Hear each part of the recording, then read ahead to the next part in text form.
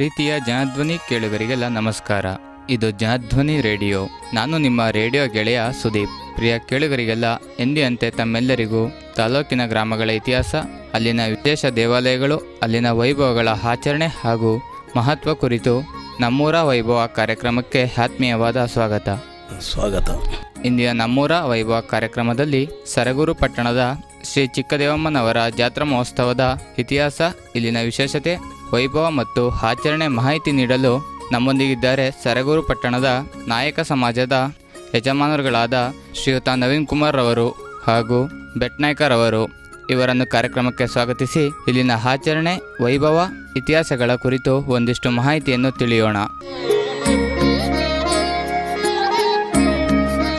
ಚಿಕ್ಕದೇವಮ್ಮ ದೇವಾಲಯದ ಇತಿಹಾಸ ಹಾಗೂ ಹಿನ್ನೆಲೆಯ ಬಗ್ಗೆ ಒಂದಿಷ್ಟು ಮಾಹಿತಿಯನ್ನು ತಿಳಿಸಿಕೊಡಿ. ನಮಸ್ಕಾರ. ಶ್ರೀ ಚಿಕ್ಕದೇವಮ್ಮರ ಹಬ್ಬವನ್ನು ನಮ್ಮ ಗ್ರಾಮ ದೇವತೆಗಳಾಗಿ ನಾವು ಆಚರಣೆಯನ್ನು ಮಾಡ್ತಾ ಇದ್ದೇವೆ. ಅಂದರೆ ಇದು ಸುಮಾರು ಒಂದು 48 ವರ್ಷಗಳಿಂದ ಆಚರಣೆಗೆ ಬರ್ತಾ ಇದೆ. ನಮ್ಮ ಪೂರ್ವಿಕರು ಇದನ್ನು ನಡೆಸ್ಕೊಂಡು ಬರ್ತಾ ಇದ್ದಾರೆ. ಯಾಕಂದರೆ ನಮ್ಮ ಸರಗೂರಿನಲ್ಲಿ ಒಂದು ಈ ಎಲ್ಲ ದೇವಾಲಯಗಳು ಕೂಡ ಪ್ರತ್ಯೇಕವಾದ ಒಂದು ದೇವಸ್ಥಾನಗಳಿದ್ದು, ಪ್ರತಿಯೊಂದು ಸಮಾಜದವರು ಆಯಾ ದೇವಸ್ಥಾನಗಳಿಗೆ ತಮ್ಮದೇ ಆದ ಆಚರಣೆಯ ರೀತಿಯಲ್ಲಿ ಹಬ್ಬವನ್ನು ಆಚರಿಸ್ಕೊಂಡು ಬರ್ತಾ ಇದ್ದಾರೆ. ಯಾಕಂದರೆ ಶ್ರೀ ಚಿಕ್ಕದೇವಮ್ಮನವರು ಸಪ್ತ ಮಾತೃಗಳಾದ ದೇವತೆಗಳಲ್ಲಿ ಚಿಕ್ಕದೇವಮ್ಮವರು ಕೂಡ ಒಬ್ಬಳಾಗಿ ನೆಲೆಸಿದ್ದಾಳೆ. ಯಾಕಂದರೆ ಇಲ್ಲಿ ನಮ್ಮ ಸರಗೂರಿನಲ್ಲಿ ಏನಾಗಿದೆ ಅಂತಂದರೆ, ಸಪ್ತ ಮಾತೃಗಳಲ್ಲಿ ಎಲ್ಲ 6 ದೇವತೆಗಳು ಕೂಡ ನೆಲೆಸಿದ್ದಾರೆ. ಅಂದರೆ ಒಂದು ದೇವತೆ ಬಿಟ್ಟು ಚಾಮುಂಡೇಶ್ವರಿ ದೇವಸ್ಥಾನವನ್ನು ಬಿಟ್ಟು ಮಾರಮ್ಮನ ಆಗ್ಬೋದು, ಮಾಸ್ತಮ್ಮ ಆಗ್ಬೋದು, ಕಾಳಿಕಾಂಬ ಆಗ್ಬೋದು, ಚೌಡೇಶ್ವರಿ, ಚಿಕ್ಕದೇವಮ್ಮ, ಅಂತರಘಟ್ಟಮ್ಮ, 6 ದೇವತೆಗಳ ಪ್ರತ್ಯೇಕವಾದ ದೇವಸ್ಥಾನಗಳನ್ನು ನಮ್ಮ ಸರಗೂರಿನಲ್ಲಿ ದೇವಾಲಯಗಳು ಪ್ರತ್ಯೇಕವಾದ ಇದೆ ಅಂತಂದ್ರೆ ಅದೊಂದು ಹೆಮ್ಮೆನೇ ಅಂದರು. ಅದರಲ್ಲಿ ಚಿಕ್ಕದೇವಮ್ಮರು ಸರಗೂರು ನಾಯಕ ಸಮಾಜದವರು ಕೂಡ 48 ವರ್ಷಗಳಿಂದ ಆಚರಣೆಯನ್ನು ಬೆಳಕದೆ. ಅಂದರೆ ಇದನ್ನು ಗ್ರಾಮ ದೇವತೆಗೆ ನಾವು ಸ್ವೀಕರಿಸ್ಕೊಂಡು ಅದನ್ನು ಪೂಜೆ ಪುರಸ್ಕಾರವನ್ನು ಮಾಡ್ಕೊಂಡು ಬರ್ತಾ ಇದ್ದೇವೆ. ಮೊದಲು ಚಾವಡಿಯಲ್ಲಿ ಒಂದು ಚಿಕ್ಕದೇವಮ್ಮರು ನೆಲೆಸಿದ್ರು. ಅದು ನಮ್ಮ ಹಳೆ ಕಾಲದಲ್ಲಿ ಅವತ್ತಿನ ಜನ್ರೇಷನ್ಗೆ ತಕ್ಕಂತೆ ಅದನ್ನು ನಡೆಸ್ಕೊಂಡು ಬರ್ತಾಯಿದ್ರು. ತದನಂತರ 48 ವರ್ಷಗಳಲ್ಲಿ ಒಂದು ಸುಂದರವಾಗಿ ಒಂದು ದೇವಸ್ಥಾನವನ್ನು ಕಟ್ಕೊಂಡು ಬಂದಿದ್ರು. ಆ ದೇವಸ್ಥಾನ ಕೂಡ ಕಳೆದ 2 ವರ್ಷಗಳಲ್ಲಿ, ಕಳೆದ ಒಂದು 5 ವರ್ಷಗಳು ಮಳೆ ಹೊಡೀತು. ಮಳೆ ಆದ ನಂತರ ಸೇತುವೆ ಕುಸಿದು ಬೀಳ್ತು. ಅಂಥ ಸಂದರ್ಭದಲ್ಲಿ ನಮ್ಮ ಸಮಾಜದಲ್ಲಿ ಎಲ್ಲ ಹಿರಿಯರು ಪ್ರಮುಖರೆಲ್ಲ ಮಾತಾಡಿ ಒಂದು ಸುಂದರವಾದ ದೇವಸ್ಥಾನವನ್ನು ನಿರ್ಮಿಸೋಣ ತಾಯಿಗೆ ಅಂದ್ಬಿಟ್ಟು ಈಗ ಕಳೆದ 2 ವರ್ಷಗಳಿಂದ ಒಂದು ಸುಂದರ ದೇವಸ್ಥಾನ ಕೂಡ ಹಬ್ಬವನ್ನು ಆಚರಣೆಯನ್ನು ಮಾಡ್ಕೊಂಡು ಬರ್ತಾಯಿದ್ದೀವಿ. ಹೀಗೆ ತಾಯಿ 48 ವರ್ಷಗಳು ಕೂಡ ನಮ್ಮಲ್ಲಿ ಹಬ್ಬವನ್ನು ಆಚರಿಸ್ಕೊಂಡು ಬರ್ತಾಯಿದ್ದೀವಿ. ಈ ಒಂದು ಜಾತ್ರಾ ಮಹೋತ್ಸವ ಸಮಯದಲ್ಲಿ ಪೂರ್ವ ಸಿದ್ಧತೆಗಳು ಹೇಗಿರುತ್ತದೆ ಸರ್? ಜಾತ್ರೆ ಅಂತ ಬಂದಾಗ ಹಬ್ಬಕ್ಕೆ ನಾವು ಯಾವ ರೀತಿ ಪಟ್ಟಣವನ್ನು ಸಿಂಗಾರ ಮಾಡ್ತೀವಿ, ಹಂಗೆ ನಮ್ಮ ಸಮಾಜವನ್ನು ಒಂದು ಒಳ್ಳೆಯ ತರಳಿ ತೋರಣಗಳಿಂದ ಸಿಂಗಾರ ಮಾಡಿ, ದೇವಸ್ಥಾನಗಳ ಅಲಂಕಾರವಾದ ದೀಪಾಲಂಕಾರ ಮಾಡಿ, ಪೂಜಾ ಪುರಸ್ಕಾರಗಳಾದ ಹೋಮ ಹವನಗಳಿಗೆಲ್ಲ ಯಾವ ರೀತಿ ನಾವು ಸಿದ್ಧತೆಯನ್ನು ಮಾಡ್ಕೊಳ್ಬೇಕು, ಆ ರೀತಿ ಎಲ್ಲ ಮಕ್ಕಳು ಶುಚಿಯಾಗಿ ಮಾಡ್ತಾಯಿದ್ದೀವಿ. ಅಂದರೆ ಇದಕ್ಕೆ ನಾವು ನೋಡಿ, ಈಗ ನಾವು ನಾಯಕ ಸಮಾಜದ ವತಿಯಿಂದ ನಾವು ಹಬ್ಬವನ್ನು ಆಚರಿಸಿದ್ರು ಕೂಡ ಎಲ್ಲ ಸಮಾಜದವ್ರಿಗೂ ಕೂಡ ಇನ್ವಿಟೇಷನ್ನ ಕೊಟ್ಟು ಬರಮಾಡ್ಕೊಂಡು ಆತ್ಮೀಯವಾಗಿ, ಆಮೇಲೆ ಪ್ರತಿಯೊಬ್ಬರು ಕೂಡ ಸಮಾಜದ ದೇವಸ್ಥಾನಕ್ಕೆ ಬಂದು ಪೂರೆ ಪುರಸ್ಕಾರಗಳನ್ನ ಮಾಡಿ ಸಭ್ಯತೆಯಿಂದ ದೇವಿ ಅನುಗ್ರಹಕ್ಕೆ ಪಾತ್ರರಾಗ್ತಾರೆ. ನಿಜವಾಗ್ಲೂ ತುಂಬ ಖುಷಿಯಾಗುತ್ತೆ. ಒಂದು 5 ದಿನಗಳಿಂದ ಒಂದು ಹಬ್ಬದ ವಾತಾವರಣದಲ್ಲಿ ನಮ್ಮ ಮೈಂಡ್ ಸೆಟ್ ಎಲ್ಲೂ ಹೋಗಿರಲ್ಲ. ಬೇರೆ ಎಲ್ಲಂದ್ಬಿಟ್ಟು ಹಬ್ಬದಲ್ಲೇ ದೇವಸ್ಥಾನದ ಹತ್ರನೇ ಇದ್ದು ನಮ್ಮ ಮನಸ್ಪೂರ್ವಕವಾಗಿ ಎಲ್ಲನೂ ನಮ್ಮ ಏನೇ ಜಂಜಾಟಗಳು ಬಿಟ್ಟು 5 ದಿನಗಳ ತುಂಬ ಖುಷಿಯಾಗಿ ನಮ್ಮ ಸಮಾಜ ಒಂದು ಒಳ್ಳೆ ರೀತಿಯಲ್ಲಿ ಹಬ್ಬವನ್ನು ನಡೆಸ್ಕೊಂಡು ಹೋಗ್ತಾಯಿದೆ. ತಾಯಿ ಚಿಕ್ಕದೇವಮ್ಮನವರ ಜಾತ್ರಾ ಮಹೋತ್ಸವವನ್ನು ಸರಗೂರು ಪಟ್ಟಣದವರು ಮಾತ್ರ ಮಾಡುತ್ತಾರೆ ಅಥವಾ ಯಾವೆಲ್ಲ ಗ್ರಾಮಗಳು ಅಥವಾ ಸಮಾಜದವರು ಸೇರುತ್ತಾರೆ? ಇಲ್ಲಿ ನಮ್ಮ ಸರಗೂರಿನಲ್ಲಿ ಮಾತ್ರ ನಮ್ಮ ನಾಯಕ ಸಮಾಜ ಮಾತ್ರ ಸೇರಿಕೊಂಡು ನಮ್ಮ ಈ ಹಬ್ಬವನ್ನು ಆಚರಿಸ್ತಾ ಇದ್ದೇವೆ. ಆದರೆ ನಮ್ಮ ಸುತ್ತಮುತ್ತ ಹಳ್ಳಿಗಳಲ್ಲಿ ಶ್ರೀ ಚಿಕ್ಕದೇವಮ್ಮನ ತಮ್ಮದೇ ಆದ ರೀತಿಯಲ್ಲಿ ಅವರ ಅನುಕೂಲಕ್ಕೆ ತಕ್ಕಂತೆ ಹಬ್ಬವನ್ನು ಆಚರಿಸ್ತಾ ಇದ್ದಾರೆ. ಶಾಂತಿಪುರ ಆಗ್ಬೋದು, ಪುರ್ತಕಟ್ಟೆ ಆಗ್ಬೋದು, ಮತ್ತು ಚಾಮಗಂಡುಂಡಿ ಆಗ್ಬೋದು, ನಮ್ಮ ಸರಗೂರು, ಎಲ್ಲ ಭಾಗಗಳು ಕೂಡ ಸುತ್ತಮುತ್ತ ಹಳ್ಳಿಗಳಲ್ಲಿ ನಮ್ಮ ಕೋಟೆ ತಾಲೂಕಿನಲ್ಲಿ, ಯಾಕಂದರೆ ನಮ್ಮ ಸರಗೂರು ತಾಲೂಕಿನಲ್ಲಿ ಒಂದು ಚಿಕ್ಕದೇವಮ್ಮನ ಬೆಟ್ಟನೇ ಇದೆ. ಅದರಿಂದ ಅಲ್ಲಿಗೆ ಎಲ್ಲರೂ ಹೋಗ್ತಾರೆ. ಆದರೆ ಎಲ್ಲ ಊರಿನಲ್ಲೂ ಸಾಮಾನ್ಯವಾಗಿ ಹಳ್ಳಿಗಳು ಚಿಕ್ಕದೇವಮ್ಮ ದೇವಸ್ಥಾನವನ್ನು ಮಾಡ್ಕೊಂಡಿದ್ದಾರೆ. ಅವ್ರಿಗೆ ತಕ್ಕಂತೆ ಅವರ ಪರಿಸರಕ್ಕೆ ತಕ್ಕಂತೆ ಹಬ್ಬವನ್ನು ಆಚರಿಸ್ಕೊಂಡು ಬರ್ತಾಯಿದ್ದಾರೆ. ಅದರಲ್ಲಿ ನಮ್ಮ ಸರಗೂರಿನಲ್ಲಿ ನಾಯಕ ಸಮಾಜದವ್ರು ಮಾತ್ರ ಈ ಹಬ್ಬವನ್ನು ಆಚರಣೆಗೆ ತರ್ತಾಯಿದ್ದೀವಿ. ಪ್ರತಿ ವರ್ಷ ಯಾವ ಸಮಯದಲ್ಲಿ ಈ ಒಂದು ಜಾತ್ರಾ ಮಹೋತ್ಸವ ನಡೆಯುತ್ತದೆ? ಅಂದರೆ ಇದು ಪ್ರತಿ ಸಂಕ್ರಾಂತಿ ಆದ ನಂತರ ಪಂಚಮಿ ಬೀಳುತ್ತೆ. ಪಂಚಮಿ ದಿವಸನೇ ಚಿಕ್ಕದೇವಮ್ಮನವರ ಹಬ್ಬ ರಥಸಪ್ತಮಿ ಟೈಮ್ನಲ್ಲಿ ಹಬ್ಬ ಬೀಳೋದು. ಅದರಲ್ಲಿ ಪಂಚಮಿ ದಿವಸನೇ ಶ್ರೀ ಚಿಕ್ಕದೇವಮ್ಮನವರ ವಾರ್ಷಿಕೋತ್ಸವ ನಡೆಯೋಂಥ ಒಂದು ಪದ್ಧತಿಯನ್ನು ಅವಳಿಗೆ ನಮ್ಮ ಪೂರ್ವಿಕರು ನಡ್ಸ್ಕೊಂಡು ಬರ್ತಾಯಿದ್ದಾರೆ. ಆದರೆ ಈ ಹಬ್ಬವನ್ನು ಇದು 1 ದಿನಗಳ ಕಾಲ ನಡೆಯಲ್ಲ, 5 ದಿನಗಳ ಕಾಲ ಹಬ್ಬವನ್ನು ನಡೀತದೆ. 5 ದಿನಗಳಲ್ಲಿ 5 ರೀತಿಯ ಒಂದು ಕಾರ್ಯಕ್ರಮಗಳು ನಡೀತಾ ಇರ್ತದೆ. ಅಂದರೆ ಮೊದಲನೇ ದಿನ ಈ ಬಾರಿ ಏನು ಮಾಡ್ತಾಯಿದ್ದೀವಿ ಅಂತಂದರೆ, ಮೊದಲನೇ ದಿನ ಒಂದು ಸಾಮಾಜಿಕ ನಗೆ ನಾಟಕವನ್ನು ಇಟ್ಕೊಂಡಿದ್ದೀವಿ, ಮುದುಕನ ಮದುವೆ ಅಂತ ಹೇಳಿ. 2ನೇ ದಿನ ರಸಮಂಜರಿ ಕಾರ್ಯಕ್ರಮ ಇದೆ.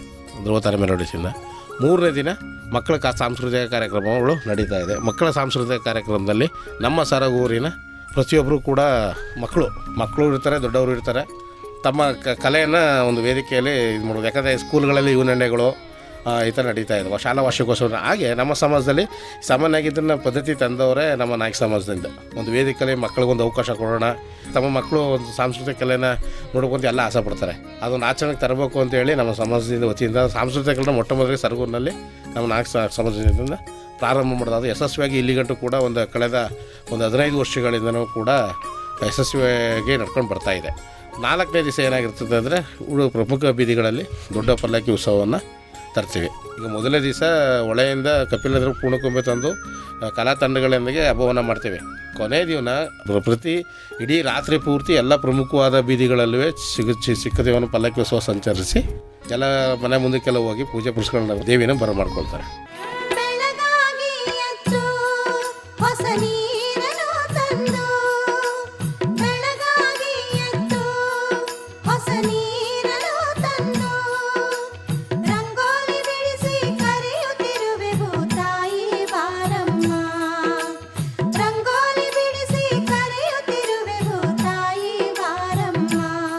ನಂತರ ಅನ್ನದಾಸೋಹ ಇರ್ತದೆ. ಶ್ರೀ ಚಿಕ್ಕದೇವಮ್ಮನ ಅವರ ಸಮುದಾಯ ಬಂದಲ್ಲಿ ಅನ್ನದಾಸೋಹ ಇರ್ತದೆ 5ನೇ ದಿನ. ಅದರ ದಿವಸ ಓಕ್ಳಿ ಕಾರ್ಯಕ್ರಮ ಇರ್ತದೆ. ಆಮೇಲೆ ನೈಟು ದೀಪ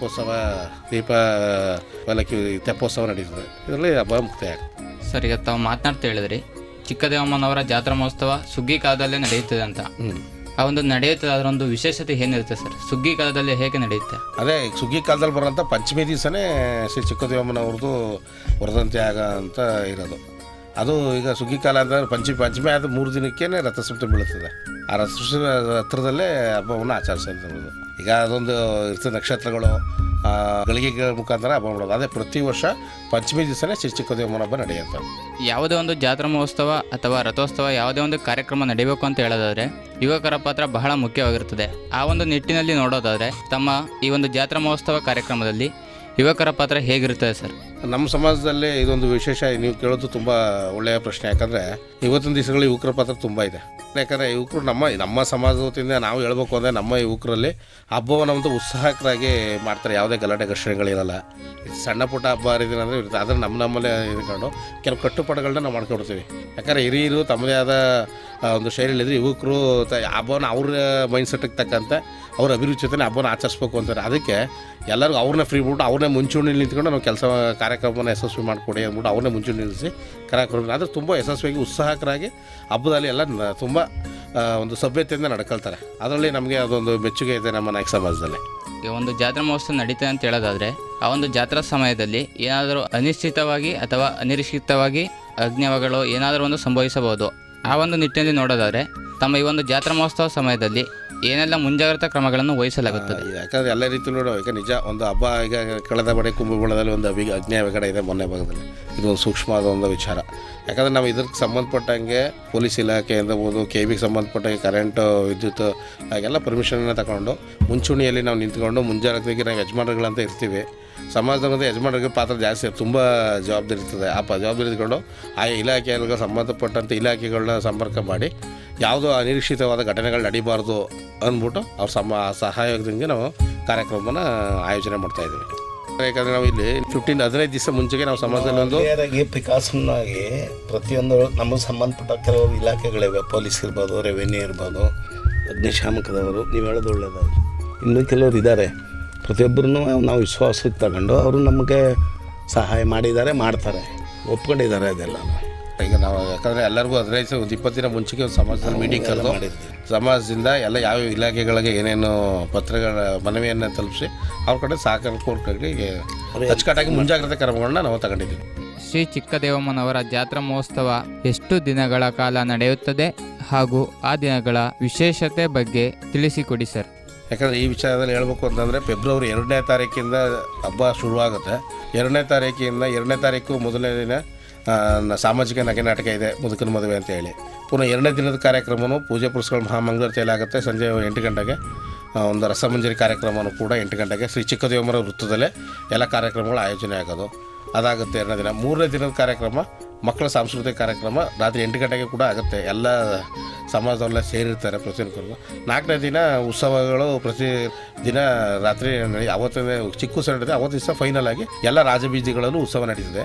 5ನೇ ದಿನ ಮಾಮೂಲಿ ಸಂಜೆ ಹೋಗ್ಲಿರ್ತದೆ, ಮಧ್ಯಾಹ್ನ ಅನ್ನದಾನ ಇರ್ತದೆ. ಸಂಜೆ 6 ಗಂಟೆಗೆ ತೆಪ್ಪೋತ್ಸವ ಇರ್ತೀವಿ. ಹಬ್ಬವನ್ನು ಮುಕ್ತಾಯ ಮಾಡ್ತೀವಿ ತೆಪ್ಪೋತ್ಸವ ಮಾಡಿ. ಯಾಕಂದರೆ ನೋಡಿ, ಇಲ್ಲಿ ಸಮಾಜದಲ್ಲಿ ಈಗ ಹೆಚ್ಚು ಕಡಿಮೆ ನಾನು ಸಪ್ತಮಾತೃಕೆಗಳಲ್ಲಿ 5 ದೇವಾಲಯಗಳು ನಮ್ಮ ಸರಗೂರಿನಲ್ಲಿ ಇದೆ ಅಂತಂದರೆ, ಈಗ ಫೆಬ್ರವರಿ 14ಕ್ಕೆ ಮಾಸ್ತಮ್ಮನ ಕೊಂಡ ಬರ್ತಾ ಇದೆ. ಮಾಸ್ತಮ್ಮನ ಜಾತ್ರೆ ಏನಾಗುತ್ತೆ ಅಂತಂದರೆ ಅದನ್ನು 18 ಕೋಮು ಸೇರಿ ಮಾಡೋಂಥದ್ದು. ಅದು 18 ಕೋಮು ಸೇರಿ ಮಾಡಿದ್ರೆ ಅದು ಬರೀ ಒಂದೇ ದಿನಕ್ಕೆ ಸೀಮಿತ ಆಗಿರ್ತದೆ. ಒಂದು ದಿನ ಬಿಟ್ಟರೆ ಶುಕ್ರವಾರ 14 ಬಿಟ್ಟರೆ ಇನ್ನು ನಡೆಯಲ್ಲ, ಇನ್ನು ಮುಂದಿನ ವರ್ಷನೇ ಕಾಯಬೇಕು. ಅದು ಬಿಟ್ಟರೆ ಕಾಳಿಕಾಂಬ ಹಬ್ಬ ನಡೀತದೆ. ವಿಶ್ವಕರ್ಮ ಸಮಾಜದವರು ಕಾಳಿಕಾಂಬ ದೇವಸ್ಥಾನ ಇದೆ, ಅದರಲ್ಲಿ ಕಾಳಿಕಾಂಬನ ಹಬ್ಬ ನಡೆದ್ರೆ ಅವ್ರದ್ದು ಕೂಡ ಒಂದೇ ದಿನಕ್ಕೆ ಸೀಮಿತಗೊಳಿಸ್ಬಿಡ್ತಾರೆ.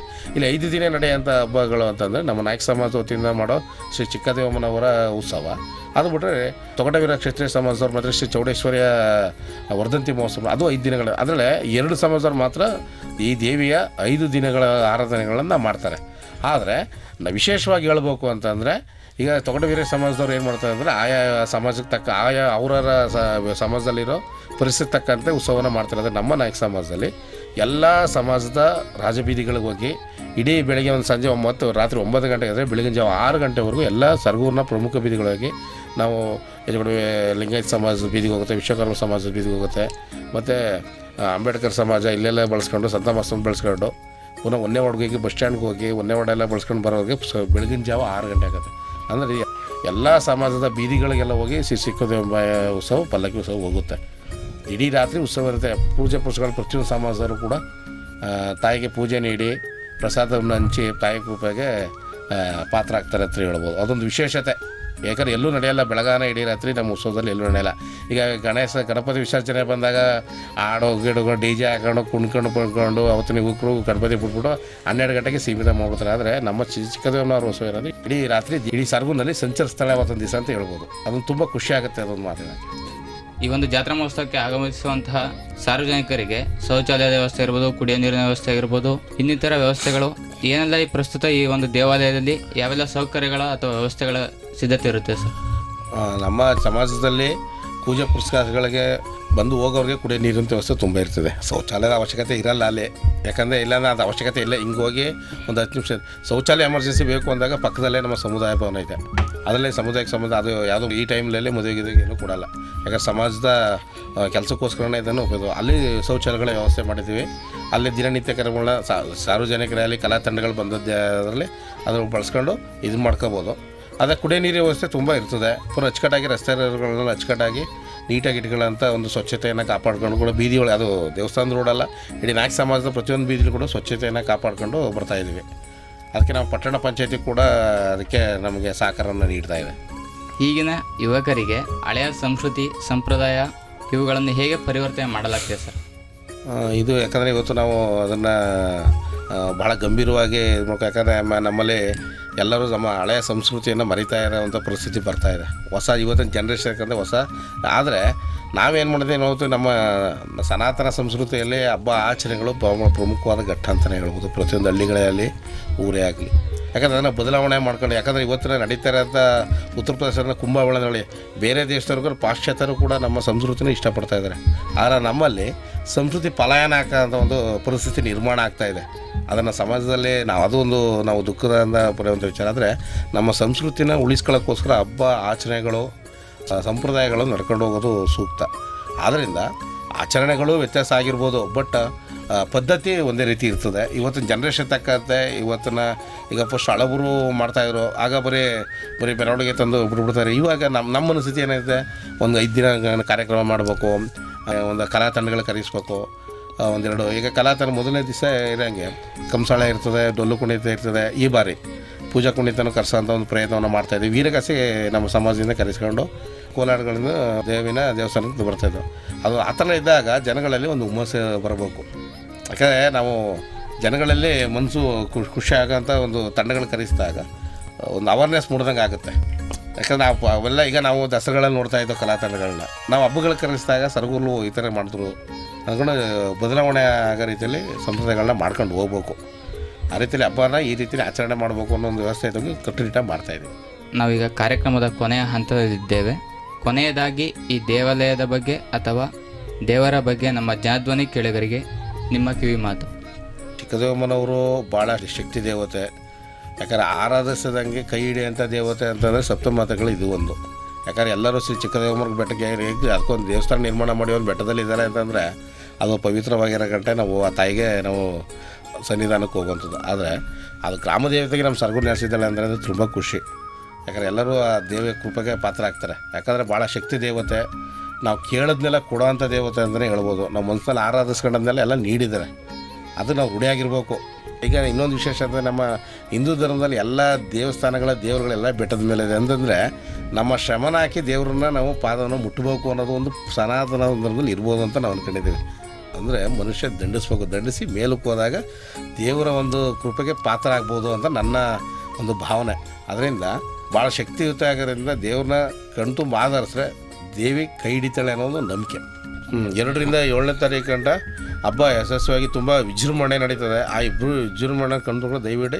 ಆಮೇಲೆ 5ನೇ ದಿನ ಗುರುವಾರ ದಿನ ಅನ್ನದಾನ ನಾಯಕ ಸಮುದಾಯ ಮೇಲೆ ಅನ್ನದಾನ ಇರ್ತದೆ. ಅನ್ನದಾನ ಕೂಡ ದೇವಿಯ ಪ್ರಸಾದವನ್ನು ಸ್ವೀಕರಿಸಿ ದಯಮಾಡಿ ಎಲ್ಲ ಬರಬೇಕು ಅಂತ ಕೇಳೋದ್ರಲ್ಲ ಕೇಳ್ಕೊಳ್ತಾ ಇದ್ದೀನಿ. ಹಾಗೆ ಬಂದು ಶ್ರೀ ಚಿಕ್ಕದೇವಮ್ಮರವರ ಆಶೀರ್ವಾದನ ಪಡ್ಕೊಳ್ಬೇಕು ಅಂತ ಈ ಜನಧ್ವನಿ ಮೂಲಕ ನಮ್ಮ ಸಮಾಜ ವತಿಯಿಂದ ಕೇಳ್ಕೊಳ್ತಾ ಇದ್ದೀವಿ. ಧನ್ಯವಾದಗಳು ಸರ್. Thank you sir. ಧನ್ಯವಾದಗಳು ಸರ್. ಇಷ್ಟೊತ್ತು ನಮ್ಮೂರ ವೈಭವ ಕಾರ್ಯಕ್ರಮದಲ್ಲಿ ಸರಗೂರು ಪಟ್ಟಣದ ಶ್ರೀ ಚಿಕ್ಕದೇವಮ್ಮನವರ ಜಾತ್ರಾ ಮಹೋತ್ಸವದ ಇತಿಹಾಸ, ಇಲ್ಲಿನ ವಿಶೇಷತೆ, ವೈಭವ ಮತ್ತು ಆಚರಣೆ ಮಾಹಿತಿ ನೀಡಿದ್ದಕ್ಕೆ ಧನ್ಯವಾದಗಳು ಸರ್. Thank you sir. ಧನ್ಯವಾದಗಳು. ಕೇಳುಗರೆ, ಇದುವರೆಗೂ ನೀವು ಕೇಳ್ತಾ ಇದ್ರಿ ನಮ್ಮೂರ ವೈಭವ ಕಾರ್ಯಕ್ರಮದಲ್ಲಿ ಶ್ರೀ ಚಿಕ್ಕದೇವಮ್ಮನವರ ಜಾತ್ರಾ ಮಹೋತ್ಸವದ ಇತಿಹಾಸ ಹಾಗೂ ಅಲ್ಲಿನ ವಿಶೇಷ ದೇವಾಲಯಗಳು, ಅಲ್ಲಿನ ವೈಭವಗಳ ಆಚರಣೆ ಹಾಗೂ ಮಹತ್ವ ಕುರಿತು ನಮ್ಮೊಂದಿಗೆ ಮಾತನಾಡಲು ಇದ್ದವರು ಸರಗೂರು ಪಟ್ಟಣದ ನಾಯಕ ಸಮಾಜದ ಯಜಮಾನರುಗಳಾದ ಶ್ರೀಯುತ ನವೀನ್ ಕುಮಾರ್ ರವರು ಹಾಗೂ ಬೆಟ್ನಾಯ್ಕರವರು.